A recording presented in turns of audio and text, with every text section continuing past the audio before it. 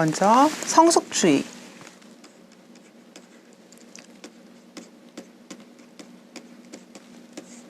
에 대해서 살펴보도록 할 텐데요.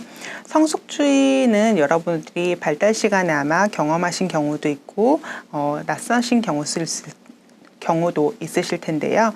성숙주의 이론의 대표적인 학자는 루소라고 볼 수 있습니다. 이분이 루소인데요.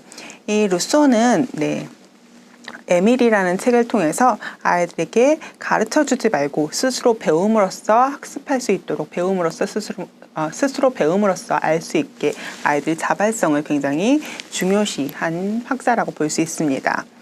루소가 얘기했던 이런 부분들은 사실 모든 아이들이 성장은 기본적으로 방향이 정해져 있는 틀이 있고 이 정해져 있는 속도, 정해져 있는 틀 안에서 발달을 하기 때문에 아이들이 보이는 발달 신호라든지 단서를 성인들이 잘 캐치해내고 자연스럽게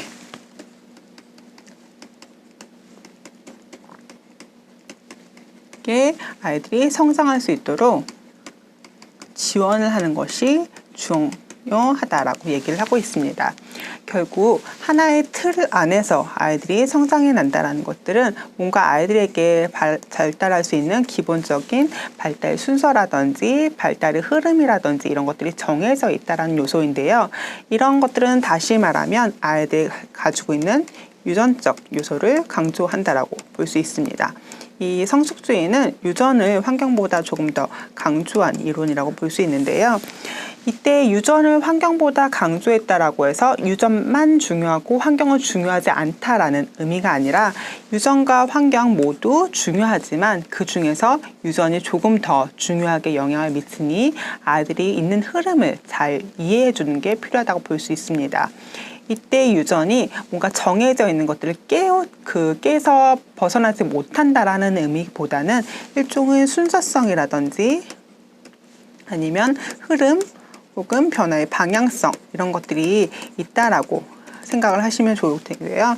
이때 이런 것들을 보고 그냥 아이들이 어떻게든 자라날 테니까 놔둬라가 아니라 이런 아이들의 흐름에 따라서 아이들이 변화해 나가는 모습, 성장해 나가는 모습에 따라서 정확하게 아이들을 잘 살펴보고 필요할 때, 필요한 순간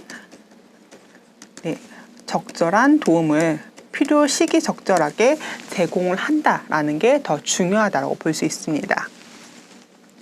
이러한 루소의 영향을 받아서 게젤이라는 학자가 이런 루소의 영향을 받아서 아이들은 꽃이 개화하는 것처럼 자연스럽게 성장하는 존재이고 아이들의 발달은 유전적으로 결정된 연속적 과정이다라고 얘기를 하고 있는데요. 그래서 이 게젤은 아이들의 모습을 많이 관찰을 했습니다. 아이들이 어떻게 자연스럽게 성장하고 발달해 나가는지 아이들을 모두 살펴보고 이 아이는 이런 식으로 이 아이는 이만큼 성장을 하는구나. 이 아이는 3살 때는 이렇게 변하고 5살 때는 이렇게 바뀌는구나. 이 아이도 그러네. 이 아이들은 3살 때 이만큼 바뀌고 이 아이는 5살 때 이만큼 바뀌는구나. 아이들이 변화하는 모습들을 다 이렇게 살펴보고 이런 것들을 토대로 연령별 행동 규준표를 제시를 했는데요.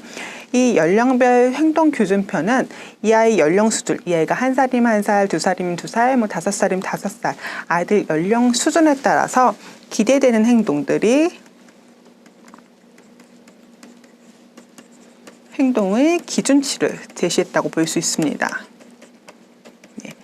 이때 기대되는 행동의 기준치라는 것들은 대다수 보편적인 아이들은 3살 때 이런 모습을 갖춘다라고 보편적인 모습들을 제공을 하는 거지 이게 아이들이 꼭 이 시기에는 이 모습을 꼭 갖춰야 돼라는 그런 부분이 아니라 대다수의 아이들은 이 시기에 이런 모습들을 보이니까 아이가 이 시기쯤 되면은 이런 모습을 보이는지 살펴봐 주세요라는 의미라고 생각을 하시면 좋을 것 같고요.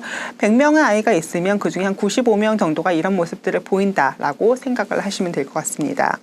그래서 이런 행동 기준표를 제시한다는 것들은 전반적으로 영유아 발달에 대한 이해의 폭을 높였다라고 얘기를 하고 있는데요.